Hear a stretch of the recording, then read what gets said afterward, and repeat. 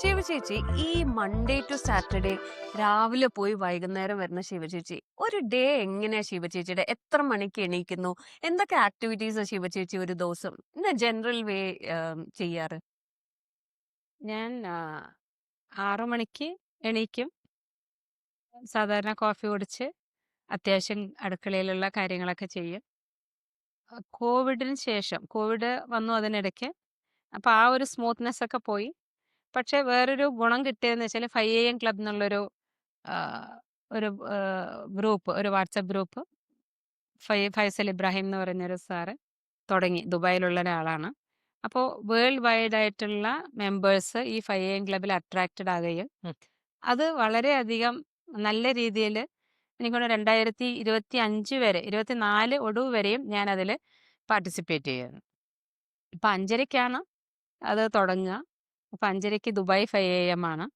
അത് കഴിഞ്ഞ് 6:30 to 7:30 India 5 AM വരും. അപ്പൊ അത് രണ്ടും കൂടെ ഉം, രണ്ടിലും ഞാൻ അറ്റൻഡ് ചെയ്യും. അതിൽ ഒരുപാട് സ്പീക്കേഴ്സ് വരും. കുറേ റിച്വൽസ് ഉണ്ട്, മോർണിംഗ് റിച്വൽസ് ഉണ്ട്. അപ്പൊ അതെല്ലാം ചെയ്ത് നമ്മളൊരു 7:30 ആകുമ്പോൾ മീൻവൈൽ അതിനിടയ്ക്ക് നമ്മുടെ കാര്യങ്ങളും നടക്കും. മറ്റുള്ള പ്രിപ്പറേഷൻസും കാര്യങ്ങളൊക്കെ നടക്കും. അപ്പോൾ അത് ചെയ്യും. അപ്പൊ അത് ചെയ്യുമ്പോൾ തന്നെ ജേണൽ അതിൽ തയ്യാറാക്കും. ടു ഡു ലിസ്റ്റ് ഉണ്ട്. പിന്നെ ഗ്രാറ്റിറ്റ്യൂഡ് ഉണ്ട്. അപ്പൊ അതിലുള്ള കുറേ റിച്വൽസ് ചെയ്യുമ്പോൾ തന്നെ നമ്മൾ കുറച്ചൊരു ഒരു റിഫൈൻഡ് ആവും. രാവിലെ തന്നെ ആ ഒരു ഫ്രഷ് എയറിൽ നമ്മുടെ പറയാ തിങ്കിങ് പ്രോസസ് ഒക്കെ വളരെ ലൈവ് ആയിരിക്കും. വളരെ പീസ്ഫുൾ ആയിട്ടുള്ള ഒരു അന്തരീക്ഷം. ലൈക്ക് മൈൻഡഡ് പീപ്പിൾ, അതാണ് എൻ്റെ ഏറ്റവും ഒരു എനിക്ക് 100ൽ പരം നല്ല ഒരു സുഹൃത്തുക്കൾ അതിലുണ്ട്. 2 5 AM ക്ലബിലൂടെ. പിന്നെ ഒരു ഇടയ്ക്ക് വെച്ച് വളരെ കോവിഡൊക്കെ പോയതിന് ശേഷം ഇന്ത്യ 5 AM മാത്രമായി. അപ്പോൾ ഒരു 5:30 5:45 ലോഗിൻ ചെയ്ത് 6 മണിക്ക് ശേഷം തൊട്ട് 7 മണി വരെ ഈ റിച്വൽസ് എല്ലാം. അതിൽ ബുക്ക് റീഡിംഗ് ഉണ്ട്, ഒരു കോട്ട് ഉണ്ട്, അതിന്റെ ഡിസ്കഷൻ ഉണ്ട്. അപ്പൊ ഇതെല്ലാം വളരെ നമുക്കൊരു ഇൻഫോർമേറ്റീവ് ആണ്. അറ്റ് ദ സെയിം ടൈം നമ്മളെ ഒന്ന് ആ ദിവസം എങ്ങനെ തുടങ്ങണമെന്നുള്ളൊരു രീതി. അതിൽ മെയിനായിട്ട് എനിക്ക് തോന്നുന്നത് ടു ഡു ലിസ്റ്റ് ആണ്. അപ്പൊ നമ്മൾ പറയില്ലേ പ്രയോറിറ്റൈസ് ദ തിങ്. നമുക്ക് ഏറ്റവും അർജന്റ് എന്താണ്, മോസ്റ്റ് അർജന്റ് അങ്ങനെയുള്ള കാര്യങ്ങൾ നമ്മൾ പ്രയോറിറ്റൈസ് ചെയ്യണോ, എഴുതണോ. ജേണൽ എഴുതൽ ഒരു ഹാബിറ്റ് ആയിരുന്നു. അപ്പൊ അതെല്ലാം ചെയ്തു. അതിനുശേഷം കോടതിയിലേക്കുള്ള കാര്യങ്ങളായി. പിന്നെ 9:30ക്ക് നമ്മൾ ഓഫീസിലേക്ക് ഇറങ്ങിക്കഴിഞ്ഞാൽ പിന്നെ ഉച്ചവരെ കോടതി വർക്കുമായിട്ടും ഉച്ചയ്ക്ക് ശേഷം ഓഫീസ് വർക്കുമായിട്ട് 5 മണി വരെ. പിന്നെ 5 മണിക്ക് വീട്ടിലെത്തിക്കഴിഞ്ഞാൽ വീണ്ടും ഫാമിലിയോടൊപ്പം സ്പെൻഡ് ചെയ്യുക. കുക്കിംഗ് അത്യാവശ്യം വേണ്ടത് മാത്രം നമ്മൾ കുട്ടികൾക്കായിട്ട് ചെയ്തു കൊടുക്കുക. ഇതാണ് എൻ്റെ ഒരു ദിവസം. പക്ഷേ 25 ഫെബ്രുവരി തുടങ്ങിയിട്ട് ഞാൻ ജിമ്മിന് ചേർന്നു. അപ്പോൾ എനിക്ക് രാവിലെ 5:30ക്കാണ് ജിമ്മിന് പോകുന്നത്. അപ്പോൾ 5 മണിക്ക് എണീക്കും. ഒരു കോഫിയും ഒരു പഴമൊക്കെ കഴിച്ച് ഞങ്ങൾ രണ്ടുപേരും, ഞാനും നന്ദേട്ടനും ജിമ്മിന് പോകുന്ന കാരണം ഫെബ്രുവരി വരെ തുടങ്ങി ഇതുവരെ ഇപ്പൊ അതാണ് റൊട്ടീൻ. വെരി അപ്പൊ ഞാൻ നൈസ്. ആ 5 AM ക്ലബ്ബിൽ നിന്ന് കുറച്ച് മാറി നിൽക്കുകയാണ്. കാരണം ഹെൽത്ത് വൈസ് കുറച്ച് ബുദ്ധിമുട്ടുണ്ട്. മാത്രമല്ല ആ, വൈകുന്നേരങ്ങളിലാവുമ്പോൾ നമ്മൾ ഈ ഓഫീസിലത്തെ എല്ലാ പണിയും കഴിഞ്ഞ് വൈകുന്നേരം നമ്മൾ ജിമ്മിന് പോകാന്ന് പറയുമ്പോൾ നമുക്കത് ചിലപ്പോൾ സാധിക്കുന്നില്ല, ഫീസിബിൾ അല്ല. ഫീസിബിൾ അല്ല. പിന്നെ ഞാൻ 2 പ്രാവശ്യം പോയിട്ടുണ്ട്. എനിക്ക് കുറച്ചും കൂടെ നന്നായി തോന്നിയത് രാവിലത്തെ ഒരു ഫ്രഷ് ആയിട്ട്. ആയിട്ടുള്ള ഒരു ഇതാണ്. അപ്പൊ അതുകൊണ്ട് തന്നെ ഇപ്പൊ ഒരു റെഗുലർ ആയിട്ട് അത് ചെയ്യുന്നുണ്ട്. അപ്പോൾ ജിമ്മിന് പോയി വന്നു കഴിഞ്ഞാൽ വീട്ടിലത്തെ കാര്യങ്ങളും കുറച്ചൊക്കെ ആയിട്ട് പിന്നെ കൂടെ നിന്ന് ഞാൻ പറഞ്ഞില്ലേ ഒരു ഹെൽപ്പിനൊരു കുട്ടിയുണ്ട്. അപ്പൊ അവരും ഞാനും കൂടിയിട്ട് അടുക്കളയിലത്തെ കാര്യങ്ങളൊക്കെ നോക്കും. 9:30 ആകുമ്പോൾ ഓഫീസിലേക്ക് ഇറങ്ങാം. അതാണ് എൻ്റെ ഒരു ദിവസത്തെ ഒരു റൊട്ടീൻ എന്ന് പറയുന്നത്. കുട്ടികൾ ചെറുതാകുമ്പോ അപ്പൊ ചേച്ചി കുറച്ചും കൂടി എന്താ ഇപ്പൊ മക്കള് ചെയ്യുന്ന ചേച്ചി? മൂത്ത ആള് IIT ഗ്രാജുവേറ്റ് ആണ്. അദ്ദേഹം അപ്സ്റ്റോക്സ് എന്ന് പറഞ്ഞൊരു കമ്പനിയിൽ UX ഡിസൈനറായിട്ട് വർക്ക് ചെയ്യണം. രണ്ടാമത്തെ ആള് IISc-യിലായിരുന്നു. ഇപ്പോൾ സ്വീഡനിലാണ്. ഇന്റേൺഷിപ്പ് ചെയ്യണം. പോസ്റ്റ് ഗ്രാജുവേഷൻ ഉണ്ട്, വിത്ത് ഇന്റേൺഷൻ ആണ്. ഇന്റേൺഷിപ്പ്. ഇന്റേൺഷിപ്പാണ്. അപ്പോൾ അത് ഫെബ്രുവരിയിൽ കഴിയും. അപ്പൊ അതുവരെ അദ്ദേഹം അവിടെ സ്വീഡനിലാണ്. അങ്ങനെ. അപ്പൊ കുട്ടികളുള്ളപ്പോ ചേച്ചി മുമ്പേ വർക്ക് ചെയ്യാൻ തുടങ്ങിയതല്ലേ? ആ സമയത്ത് ചേച്ചിക്ക് ഫാമിലിയും കുട്ടികളും അവരുടെ പഠിത്തവും എല്ലാം കൂടി അപ്പം എങ്ങനെ ചേച്ചി? ഇപ്പൊ കുറെ ആൾക്കാർ പറയുന്നത് ഒരു സൈഡ് നോക്കുമ്പം ഇപ്പം പ്രൊഫഷണൽ സൈഡ് നോക്കുമ്പോ അവർക്ക് ഫാമിലീനെ പറ്റുന്നില്ല. ഫാമിലിയിലേക്ക് ഫുള്ളി എൻഗേജ്ഡ് ആകുമ്പം പ്രൊഫഷണൽ സൈഡ് ഇത്തിരി വീക്കായി പോണു പറയുന്നു. അവർക്ക് ചേച്ചി നല്ലൊരു എക്സാമ്പിൾ ആണ്. ഞാൻ അതില് എല്ലാവരുടെ കോൺട്രിബ്യൂഷനെ ഞാൻ അപ്രീഷിയേറ്റ് ചെയ്യണം. ഈവൻ ദൈവത്തിന്റെ സൈഡിൽ നിന്നും വളരെയധികം നല്ലൊരു സപ്പോർട്ടാണ് എനിക്ക് കിട്ടിയെന്നുള്ളത് ഞാൻ വിശ്വസിക്കുന്നു. 2 മക്കളും അവരുടെ കാര്യങ്ങൾ ചെയ്യാൻ രാവിലെ എണീറ്റ് അവരുടെ റുട്ടീൻ വർക്ക് ചെയ്യാൻ യാതൊരു മടിയുമില്ലാത്ത ആൾക്കാരാണ്. വെരി സ്കൂളിൽ തുടങ്ങുന്ന വേളയിൽ തന്നെ സ്കൂളിലേക്ക് പോകണം എന്നുള്ളത് നേരത്തെ എണീക്കുക, അവരുടെ ബ്രഷ് ചെയ്യുക, ബ്രേക്ക്ഫാസ്റ്റ് കഴിക്കുക, ബാഗ് റെഡിയാക്കുക, അങ്ങനത്തുള്ള കാര്യങ്ങളൊക്കെയും ചെയ്ത് കഴിഞ്ഞിട്ട് "അച്ഛാ ഇറങ്ങണ്ടേ" എന്ന് പറയുന്ന മകനെയാണ് ഞാനിപ്പോൾ ഓർക്കുന്നത്. കാരണം ചെറിയ സാഗർ നന്ദ എന്ന് പറയുന്ന ചെറിയ ആള് ആദ്യം റെഡിയായി നിന്നിട്ട് എല്ലാവരോടും പോയി പറയും, നിങ്ങൾ അത് ചെയ്യോ, ഇത് ചെയ്യോ, ബ്രേക്ക്ഫാസ്റ്റ് കഴിക്കൂ എന്ന് പറഞ്ഞിട്ട് ബാഗും ഒക്കെ എടുത്ത് കാറിലേക്ക് കയറുന്ന മകനെയാണ് ഓർമ്മ വരുന്നത്. അപ്പൊ അത്രയും സപ്പോർട്ടാണ് 2 മക്കളും. പിന്നെ ചെറിയ സെക്ഷൻ കഴിഞ്ഞു ഹൈസ്കൂളിലേക്ക് എത്തുമ്പോഴും അവരവരുടേതായിട്ടുള്ള കാര്യങ്ങൾ പഠിക്കാനും ഒന്നും നമ്മൾ കൂടെ നിന്ന് സപ്പോർട്ട് ചെയ്യേണ്ട ആവശ്യമില്ല. ദൈവം സഹായിച്ച് അവര് പെട്ടെന്ന് ഗ്രാസ്പ് ചെയ്യാനും ഒക്കെ ഒരു കഴിവുള്ള കുട്ടികളായിട്ടാണ് എനിക്ക് തോന്നിയിട്ടുള്ളത്. അതുകൊണ്ട് ഒരുപാട് വീട്ടിലിരുന്ന് സ്ട്രെയിൻ ചെയ്യേണ്ട ഒരു ആവശ്യം 2 പേരുടെ കാര്യത്തിലും ഇല്ല.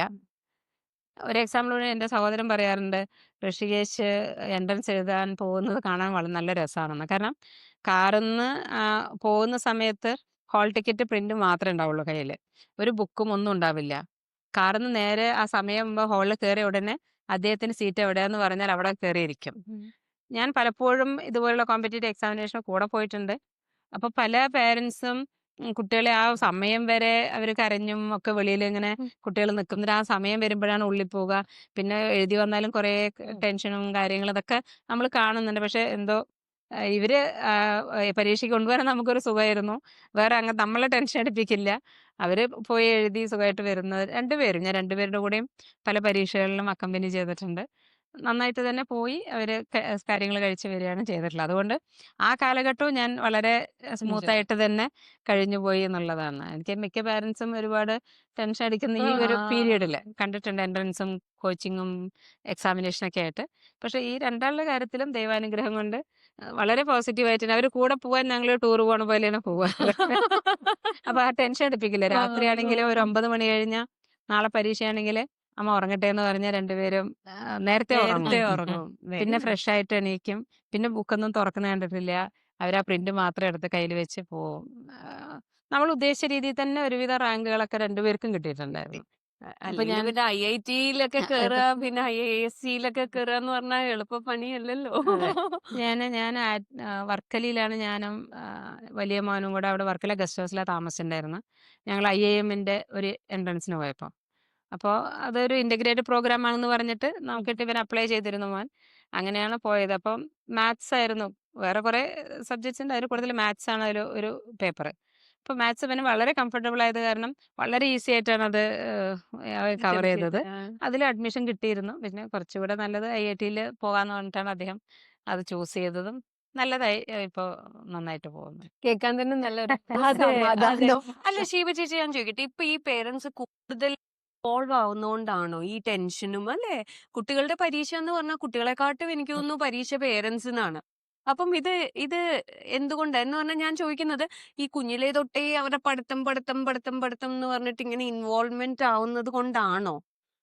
അതോ ശിവചേച്ചി പറയുന്ന പോലെ മക്കളെ ഒന്ന് വിട്ട് കഴിഞ്ഞാൽ അവരവരുടെ കാര്യങ്ങൾ ചെയ്തു പോകും. ആ അത് വിടാത്തത് കൊണ്ടാണോ? 2 രീതിയിലാണ്. ഇപ്പൊ നമുക്കതിനൊന്നും ജനറലൈസ് ചെയ്യാൻ പറ്റില്ല. കാരണം ഞാൻ ഉം. ചിലപ്പോ എല്ലാരും പറഞ്ഞു പാലിയിൽ പോയി കഴിഞ്ഞാല് എല്ലാവർക്കും നല്ല മാർക്ക് കിട്ടുംന്ന് പറയാറുണ്ട്. പക്ഷെ ആ സമയത്ത് തന്നെ എന്റെ സഹോദരൻ പറഞ്ഞ പോലെ അങ്ങനെ എല്ലാവരും പാലിയിൽ പോയാലൊന്നും കിട്ടാറില്ല. കാരണം അപ്പൊ ഞാൻ എന്റെ മോന് പാലിയിലായിരുന്നു പഠിച്ചത്, സാഗർ നന്ദ. അപ്പൊ നല്ല റാങ്ക് കിട്ടിയപ്പോ ഞാൻ പറഞ്ഞു +2 കഴിയാൻ നേരെ പത്രത്തിൽ പാലിയിൽ പോയി ഞങ്ങള് കഴിഞ്ഞാല് ഫോട്ടോ കണ്ടിരുന്നു. കണ്ടിരുന്നു. അതെ. അപ്പൊ അത് പറഞ്ഞപ്പോ എന്റെ സഹോദരൻ പറഞ്ഞതാണ്, "അയ്യോ അതൊരു ഭാഗ്യാണ്. കാരണം എല്ലാവരുടെ മക്കൾക്കും അങ്ങനെ കിട്ടാറില്ല. അപ്പൊ കുട്ടികളുടെ കഴിവ് തന്നെയാണ് അത് ഇമ്പോർട്ടന്റ് എന്ന് എന്റെ സഹോദരനും പറഞ്ഞു." അപ്പൊ ഞാൻ അത് അങ്ങനെ ആലോചിക്കാറുണ്ട്. അതന്നെയാണോ? എല്ലാ കുട്ടികൾക്കും അങ്ങനത്തെ ഒരു ഓപ്പർച്യൂണിറ്റി കിട്ടിയാൽ പഠിക്കില്ലേ എന്നുള്ളത് ഞാൻ ചിന്തിക്കാറുണ്ട്. പക്ഷെ എനിക്ക് തോന്നുന്നു കുട്ടികളുടെ ഇപ്പോ ഒരു കപ്പാസിറ്റി ഇല്ലേ, പഠിക്കുന്നതിനുള്ളൊരു ഒരു ഗ്രാസ്പിങ് കപ്പാസിറ്റി ചിലപ്പോൾ ഡിഫറെന്റ് ആയിരിക്കാം ചിലപ്പോ. ചിലതിൽ ബിഹേവിയറിൽ ചില ഉം. വ്യത്യാസങ്ങൾ ഉണ്ടാവാം. പിന്നെ പഠന രീതികൾ നമ്മൾ പറയുന്ന പോലെ കിനസ്തെറ്റിക്, വിഷ്വൽ, ആ ഒരു ആസ്പെക്റ്റിൽ ചിലപ്പോൾ വ്യത്യാസങ്ങൾ അതെ. ഉണ്ടാവാം പഠന രീതികളിൽ. പിന്നെ ചിലർക്ക് ടേസ്റ്റ് അല്ലേ, നമുക്ക് ചിലർക്ക് കണക്ക് മാത്സ് ഭയങ്കര ഇഷ്ടായി. ഇഷ്ടമായിരിക്കും, ചിലത് റീഡിംഗ് ആയിരിക്കും ഭയങ്കരമായിട്ട് ഇഷ്ടപ്പെടുക. അപ്പൊ അതിലുള്ള അഭിരുചികൾ ഇതൊക്കെ തന്നെ ആയിരിക്കാം കുട്ടികളെ വേർതിരിക്കുന്നത്. ഇപ്പൊ മിക്ക പാരൻസിന്റെയും കുട്ടികളുടെയും ചില താല്പര്യങ്ങൾ എഞ്ചിനീയർ ആവണ്ട എന്ന് പറയുന്നവരെ നമ്മൾ എഞ്ചിനീയറിങ്ങിന് കൊണ്ട് ചേർത്തി അവിടുന്ന് ഡ്രോപ്പ് ഔട്ടായി വീണ്ടും ഇതിലേക്ക് വരുന്ന കുറേ എനിക്ക് തന്നെ എൻ്റെ ഫ്രണ്ട്സിൻ്റെ ഇടയിൽ തന്നെ കുറേ എക്സാമ്പിൾ ഉണ്ട്. ഇപ്പോൾ തൃശ്ശൂരിലൊരു കോച്ചിങ് സെന്ററിൽ കൊണ്ടുപോയി ഒരു പാരന്റ് വിടുന്നു. ആ കുട്ടി കുറച്ച് നാൾ കഴിഞ്ഞപ്പോൾ എനിക്ക് കോച്ചിങ്ങും വേണ്ട ഇതും വേണ്ട എന്ന് പറഞ്ഞ് ഇവിടെ ഒരു സ്കൂളിൽ ഹ്യൂമാനിറ്റീസിന് ചേരണു. എന്നിട്ട് അദ്ദേഹം ഇപ്പോൾ വക്കീലാവാൻ വേണ്ടി പഠിക്കുന്നു. അപ്പോൾ ഇത് ആ കുട്ടി അന്നേ പറയുന്നുണ്ട് എനിക്ക് വേണ്ട, എനിക്ക് എഞ്ചിനീയർ ആവണ്ട, എനിക്ക് പറ്റില്ല എന്ന് പറയുമ്പോൾ നമ്മളത് ഉൾക്കൊള്ളുന്നില്ല. അപ്പോൾ അവരെ നമ്മൾ എങ്ങനെ പുഷ് ചെയ്ത് കൊണ്ടുവരുമ്പോൾ അതിൻ്റെതായിട്ടുള്ള ബുദ്ധിമുട്ടുകൾ ഉണ്ടാവാം. പിന്നെ എൻ്റെ മോൻ്റെ കൂടെ പഠിച്ചിട്ടുള്ള കുറേ കുട്ടികൾ തന്നെ പറയുന്നത് അവർക്കത് ഡോക്ടറൊന്നും ആവണ്ട. പക്ഷെ പാരൻസ് നല്ല മാർക്ക് കിട്ടുമ്പോൾ അവരെ ഓട്ടോമാറ്റിക്കലി അതിൽ കൊണ്ട് വിടുന്നു. അപ്പം പല രീതിയിലാണ്. അപ്പം ആ ഒരു ഇതുണ്ട്. മാത്രമല്ല ഇപ്പം നമ്മൾ ശ്രദ്ധിക്കാണ്ട് ചിലപ്പോൾ പോകുന്നുണ്ടോ എന്നുള്ളത്. പക്ഷെ പഠിക്കാൻ ആ ഒരു കൺവിക്ഷൻ ഉണ്ടെങ്കിൽ എനിക്ക് തോന്നുന്നു അവർക്കൊരു ചെറിയൊരു വേ കാണിച്ചു കൊടുത്താൽ മതി. ഏത് വഴിക്കാണ് ആ ഒരു ഗൈഡൻസ് മാത്രം ഉണ്ടെങ്കിൽ അവർക്ക് ആ ഒരു രീതിയിൽ എത്താമെന്നുള്ളതാണ് എനിക്ക് മനസ്സിലായിട്ടുള്ളത്. ഞാൻ എൻ്റെ മക്കളിന് ശേഷം ഞാനിതിങ്ങനെ അനലൈസ് ചെയ്യുമ്പോൾ എനിക്ക് മനസ്സിലായിട്ടുള്ളത് കുട്ടികൾക്ക് വേണ്ടുന്ന സപ്പോർട്ട് കൊടുക്കുക, അവർ തീരുമാനിക്കും അത് എവിടേക്ക് പോകണം എന്നുള്ളതാണ് എനിക്ക് മനസ്സിലായിട്ടുള്ളത്. പിന്നെ നമുക്ക് ഈ പറഞ്ഞ പോലെ ഇപ്പോൾ ഒരുപാട് സൗകര്യങ്ങളുണ്ട് കുട്ടികൾക്ക് എഡ്യൂക്കേഷന്, കോച്ചിങ് ആയിട്ടും. പിന്നെ കോമ്പറ്റേറ്റീവ് വേൾഡാണ്, എല്ലാവിടെയും കോമ്പറ്റീഷനാണ്, എല്ലാവരും പഠിക്കുന്നുണ്ട്.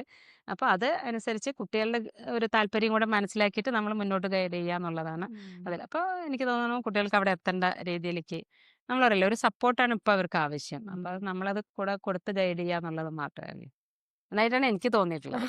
അതെ ഞാനും അഗ്രി ചെയ്യുന്നു അല്ലേ? അതെ അതെ ഞങ്ങൾ രണ്ടുപേരും പലതവണ ഇതിനെപ്പറ്റി സംസാരിക്കാറുമുണ്ട്. ഇതൊക്കെ വിട്ടിട്ട് ചേച്ചി ഇപ്പൊ ജോലി സ്ഥലം കഴിഞ്ഞു, ഫാമിലി കഴിഞ്ഞു, ചേച്ചിക്ക് സ്വന്തമായിട്ടൊരു മീ ടൈം ഉണ്ടാവില്ലേ? ചേച്ചീന്റെ കൂടെ സ്പെൻഡ് ചെയ്യുന്ന ടൈം അത് എങ്ങനെയാ യൂസ് ചെയ്യുന്നത്?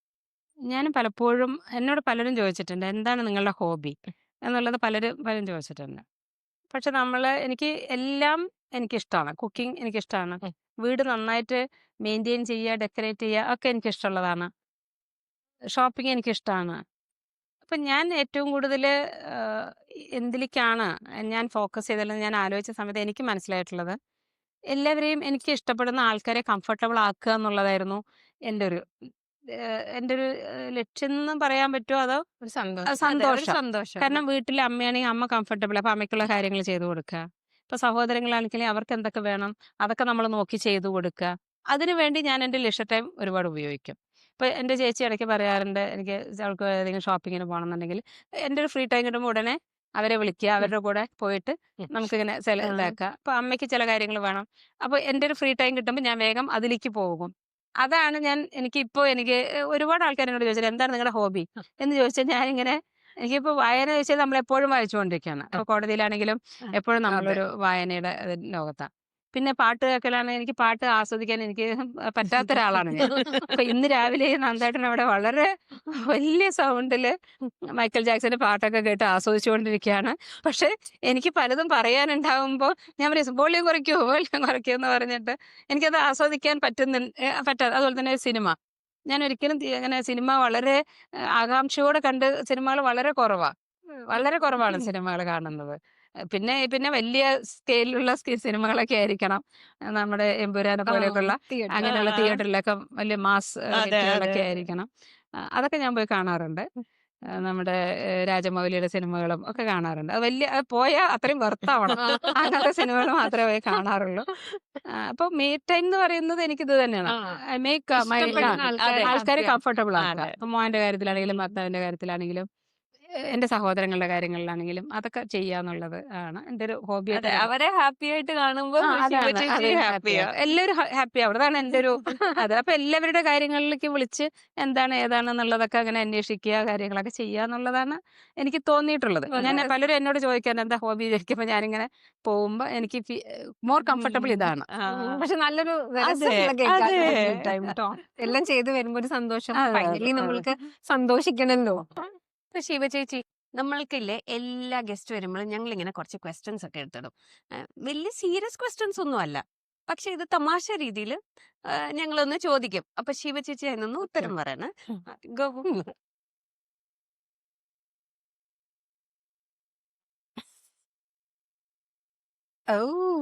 ചേച്ചിക്ക് favourite court room movie or series? ചേച്ചി മൂവി സീരീസ് കാണില്ല എന്ന് പറഞ്ഞു. ഇല്ല, പക്ഷെ എനിക്ക് ഈ അടുത്ത ഒരു സിനിമ ജാനകി ജാൻ. JSK ആ. അല്ലേ? JSK എന്ന് പറഞ്ഞ ജാനി സുരേഷ് ഗോപിയുടെ ഒരു ഓ, സിനിമ. ഉം. ഏകദേശം റിയാലി കോർട്ട് ഓ, റൂം ഡ്രാമയായിട്ട് ഉം. താതാത്മ്യം പ്രാപിക്കുന്ന ഒരു സിനിമയാണത്. ഉം. സുരേഷ് ഗോപിയാണ് അതിലെ മെയിൻ ക്യാരക്ടർ. ഉം.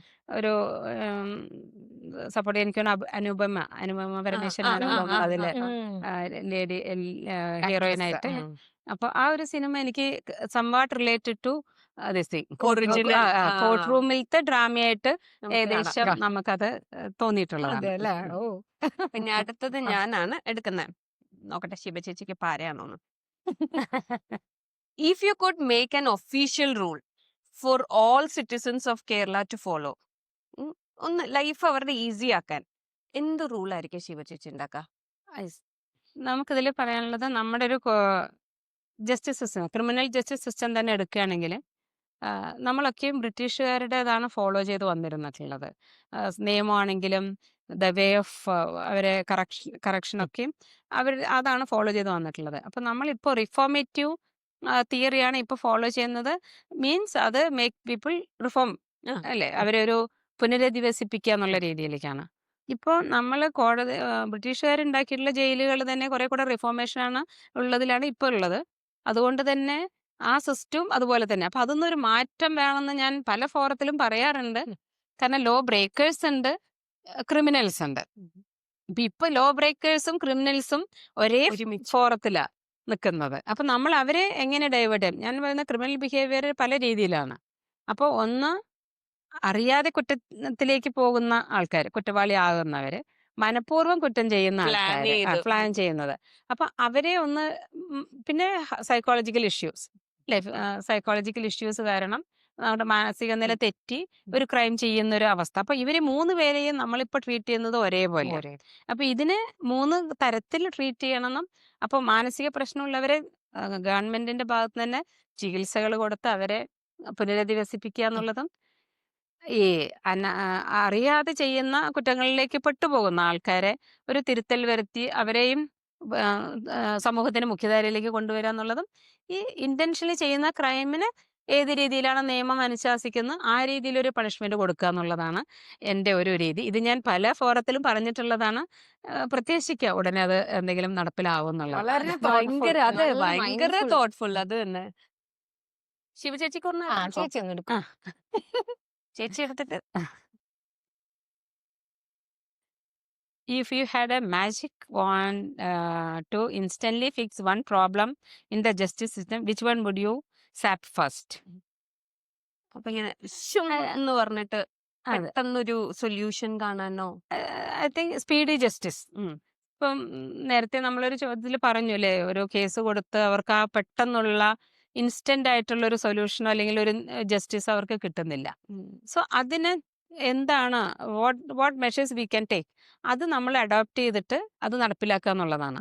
അപ്പോൾ ആ ഒരു സ്പീഡ് ജസ്റ്റിസിന് എന്ത് നമുക്ക് ചെയ്യാൻ പറ്റും? ഇൻഫ്രാസ്ട്രക്ചർ ആണോ? ഓക്കെ, അത് ചെയ്യാം. അല്ലെങ്കിൽ അതിനുള്ള മറ്റേ മാൻ പവർ ആണോ? അത് നമുക്ക് ചെയ്യാം. ഇപ്പം എല്ലാം നമ്മൾ പേപ്പർലെസ് കോർട്ട് ആയിക്കൊണ്ടിരിക്കുകയാണ്. അപ്പോൾ എനിക്ക് തോന്നുന്നു കുറച്ചുകൂടി ഡിജിറ്റൽ അഡ്വാൻസ്ഡ് നമുക്ക് കോർട്ടിൽ അപ്ലിക്കബിൾ ആക്കുകയാണെങ്കിൽ അത് പെട്ടെന്ന് നമുക്കൊരു സ്പീഡി ജസ്റ്റിസ് കൊടുക്കാൻ പറ്റും എന്ന് തോന്നുന്നു. കാരണം കോവിഡ് സമയത്ത് എല്ലാ മേഖലകളും ഇന്റർനെറ്റ് IT ആയിട്ട് ബന്ധിപ്പിച്ചപ്പോൾ കോടതി ഫംഗ്ഷനിങ് മാത്രമാണ് അപ്പോഴും പേപ്പറിലും മാൻ പവറിലും ഡിപ്പെൻഡ് ചെയ്തുകൊണ്ടിരുന്നത്. അപ്പൊ എന്തുകൊണ്ടാണ് ഇത് ഇങ്ങനെ വന്നതെന്നുള്ളതിനെ പറ്റി സുപ്രീം കോടതി തന്നെ അന്ന് ചിന്തിക്കുകയും അതിനുശേഷം ഒരുപാട് ഫണ്ട് ഇത് ഡെവലപ്പ് ചെയ്യുന്നതിന് വേണ്ടി, IT മേഖല ഡെവലപ്പ് ചെയ്യുന്നതിന് വേണ്ടിയിട്ട് കോടതിയിലുള്ള പ്രോസസ്സുകൾ ചെയ്യുന്നതിന് വേണ്ടി ഒരുപാട് ഇൻവെസ്റ്റ് ചെയ്തിട്ടുണ്ട്. എനിക്ക് തോന്നുന്നു ഇപ്പൊ അതങ്ങനെ നടന്നു വരുന്നുണ്ട്. ഇപ്പൊ നമ്മളൊക്കെയും ഈ ഫയലിംഗ് ഒക്കെയാണ് ചെയ്തുകൊണ്ടിരിക്കുന്നത്. അപ്പൊ എനിക്ക് തോന്നുന്നു അങ്ങനെ കിട്ടുകയാണെങ്കിൽ it should be in a speedy manner. അത്ര ചേച്ചിക്ക് പവർ കൊടുത്താൽ എനിക്ക് ഉറപ്പ് ഭയങ്കര ചേഞ്ചസ് ആണ് വരാൻ പോണത്. അപ്പൊ ഒരു റൗണ്ടും കൂടെ Okay, ശിവ okay. ചേച്ചി. നല്ല ആൻസേഴ്സ്. അതെ അതെ അതാ എക്സ്പീരിയൻസ് ആണ് ആ ആൻസേഴ്സ് ഒക്കെ. What is the most lawyer-like thing you do at home? അതെനിക്കൊന്ന് നന്ദേട്ടന്റെ അടുത്ത് തോന്നിച്ചു. അതെ അതെ. ഞാൻ ഇന്ന് രാവിലെ ഞാൻ വിചാരിച്ചു ചില സമയത്തൊക്കെ ഞാനൊരു ബോസി ആണോ എന്നുള്ളത്. കാരണം എനിക്കറിയാം തെറ്റുണ്ടെങ്കിൽ ഞാൻ I will justify for that. അല്ലെ, എന്റെ ഭാഗത്ത് തെറ്റുണ്ടെങ്കിൽ ഞാൻ അങ്ങനെ അത് ശരിയാണെന്ന് ജസ്റ്റിഫൈ ചെയ്യും. എന്നിട്ട് മറ്റുള്ളവരെ കൺവിൻസ് ചെയ്യാൻ നോക്കും അത് ശരിയാണെന്നുള്ളത് അത് കൺവിൻസ് ചെയ്യാൻ നോക്കും. പക്ഷെ നന്ദേട്ടൻ ഈ പറഞ്ഞ പോലെ ഈസ് എ പ്യുവർ സോൾ. അതുകൊണ്ട് എല്ലാ ഫ്രീഡം ഉണ്ട് എനിക്ക്. എൻ്റെ ഒപ്പീനിയനെ റെക്കഗ്നൈസ് ചെയ്യും, അത് മാനിക്കുകയും റെസ്പെക്ട് ചെയ്യുകയൊക്കെ ചെയ്യുന്നതാണ്. അറ്റ് ദ സെയിം ടൈം അദ്ദേഹത്തിൻ്റെതായിട്ടുള്ള ഒരു വ്യൂ പോയിന്റ് ഉണ്ട്. അപ്പൊ അത് എന്നെ കൺവിൻസ് ചെയ്യാനും ശ്രമിക്കും. അപ്പോ ഈ ഒരു ബോസിസ് എനിക്ക് എന്തെന്ന് എനിക്ക് ചിലപ്പോ തോന്നാറുണ്ട്. മേ ബി അത് കുറച്ചു കാലം എനിക്ക് ആയതുകൊണ്ട് എന്നെ തന്നെ ഓർമ്മ വരുന്നു. ലോയർ അല്ല, ഡെപ്യൂട്ടി ഡയറക്ടർ ഓഫ് പ്രോസിക്യൂഷൻ അല്ല, പക്ഷെ ഞാനും ചെയ്യാറുണ്ട്. അതെ, അത് എനിക്ക് തോന്നുന്നു ചിലപ്പോ നമ്മുടെ പ്രൊഫഷൻ അതിങ്ങനെ അൺകണ്ടീഷണൽ ആയിട്ട് വരുന്നതാണോ എന്നുള്ളത് നമ്മളറിയില്ല. കണ്ടീഷൻഡ് ആയി അത്. അപ്പൊ അതിങ്ങനെ വീട്ടിൽ വന്നാൽ ഞാൻ ഇല്ലെങ്കിൽ ഇവിടെ ഒന്നും നിൽക്കില്ല, അല്ലെ, എല്ലാം നിശ്ചലാവും എന്നുള്ളൊരു തോന്നൽ ഉണ്ടെന്ന് തോന്നണു. അപ്പൊ അതുകൊണ്ട് എന്താ ഞാൻ ചെയ്താലേ ശരിയാവുള്ളൂ എന്നുള്ളൊരു തോന്നലൊക്കെ ഉണ്ട്. അപ്പൊ അത് തന്നെ ആയിരിക്കും. ഏത് മന്തിലാ ബോൺ? ഞാൻ നവംബർ. ചുമ്മാ അല്ല ശിവ ചേച്ചി, എന്താന്ന് പറയാ, ഈ സ്വഭാവമാണ് എനിക്കും. ഞാനില്ലെങ്കിൽ എല്ലാം എല്ലാം നിന്ന് പോകുന്നുള്ളൊരു ചിന്ത. അപ്പൊ ഞാൻ ഓർക്കാം, ഞാൻ ലോയർ അല്ലല്ലോ, അപ്പൊ പിന്നെ മന്ത് ഒന്ന് ചോദിച്ചു നോക്കാം. എന്താ ഡേറ്റ് എന്താ? 11th അടുത്ത വർഷം. അതെ. അപ്പൊ ശിവ ചേച്ചിയുടെ last question, which is harder, being serious in court or being serious at home? harder in court comparing, because my home is very soft, very happy, joyful, peaceful space. court നമ്മൾ പറയില്ല, different people, അവിടെ കാണുന്ന facts and figures are very different. പിന്നെ I am on the administrative side, we have to take strong decision sometime. അപ്പൊ എങ്ങനെ മറ്റുള്ളവരെ convince ചെയ്യുക എന്നുള്ളതൊക്കെ ഒരു ബോൾഡ് ഡിസിഷൻ എടുക്കേണ്ട ഒരു ഇതാണ്. അവിടെ നമ്മളൊരു ഹ്യൂമാനിറ്റേറിയൻ കൺസെപ്റ്റിനെ കുറച്ച് നേരം മാറ്റി വെക്കേണ്ടി വരും. കാരണം അഡ്മിനിസ്ട്രേറ്റീവ് പോസ്റ്റ് ആകുമ്പോൾ നമുക്കത് കുറച്ചുകൂടെ നല്ല രീതിയിൽ കൊണ്ടുപോകണമെങ്കിൽ കുറച്ചൊരു ഫേം ആയിരിക്കണം. അപ്പൊ അതിൻ്റെതായിട്ടുള്ളൊരു ഇതുണ്ട്. പിന്നെ കോടതിയിലാകുമ്പോൾ ഡിഫറെന്റ്, നമ്മൾ പറയില്ലേ, when we are addressing court, defence counsel ഉണ്ടാവും, പാർട്ടീസ് ഉണ്ടാവും. സോ വേറൊരു എൻവയോൺമെന്റ് ആണ് അവിടെ. അപ്പൊ അവിടെ കുറച്ചൊരു harder, sometime we have to act like that, we have to be there. അപ്പൊ ഇറ്റ് ഈസ് ഹോം എന്ന് പറഞ്ഞാൽ വളരെ very easy to handle. Especially ഞാൻ വല്ലാണ്ട് നല്ല മക്കളാണ്, അപ്പൊ പിന്നെ അതുകൊണ്ട് എനിക്ക് ബുദ്ധിമുട്ടില്ല ഹാൻഡിൽ ചെയ്യാൻ. നമ്മൾ ഭയങ്കര എന്താ പറയാ, ഒരുപാട് തോട്ട് പ്രൊവോക്കിംഗ് ഡിസ്കഷൻ ആണെങ്കിലും ബൈ ദ എൻഡ് ഷീബ ചേച്ചി 3-4 കാര്യങ്ങൾ വളരെ സിമ്പിളായി നമുക്ക് പറഞ്ഞു തന്നു. ചെറിയ യങ് ആസ്പിറൻസിനും യങ് സ്റ്റുഡൻസിനും ചേച്ചി പറഞ്ഞ ഏറ്റവും ബെസ്റ്റ് പോയിന്റ് ഞാൻ ഒന്നും കൂടി പറയാനേ, ഫോക്കസ് മാത്രം മതി. ഫോക്കസ് ആൻഡ് ഡിസിപ്ലിൻ ഉണ്ടെങ്കിൽ ചേച്ചി പറയുന്ന ഏത് ഫീൽഡിലും നിങ്ങൾ എക്സൽ ചെയ്യും. പിന്നെ നമുക്ക് ലോ സൈഡ്, ജുഡീഷ്യറി സൈഡ് കേൾക്കുമ്പോൾ ഭയങ്കര സമാധാനം. Because you are all working, നമ്മൾ അറിയാത്തൊരു രീതിയിൽ the judiciary is wonderfully working behind. അതിനു വേണ്ടി ഒരു അൺവേവറിംഗ് ആയിട്ട് കമ്മിറ്റഡ് ആയ ഒരു lady sitting before us. She agreeing to come and sit with us and spend her time is the most blessed thing for the day. ഞങ്ങൾ എപ്പോഴും ചേച്ചി പറയും കൗണ്ട് യുവർ ബ്ലെസ്സിങ്സ്. ചേച്ചീൻ്റെ അടുത്ത് ഓൾറെഡി ദൈവം തന്ന ഒരുപാട് ബ്ലെസ്സിങ്സ് ഉണ്ട്. ചേച്ചി തന്നെ വളരെ ഗ്രേറ്റ്ഫുള്ളി സംസാരിക്കുന്ന കാര്യങ്ങൾ. അതുപോലെ എല്ലാവർക്കും ഹാപ്പി ഫാമിലി, ഹാപ്പി പ്രൊഫഷൻ, നിങ്ങൾക്കുള്ള എല്ലാം നിങ്ങൾ count your blessings and stay happy. Thanks for watching Echoes of Her with Then and Go.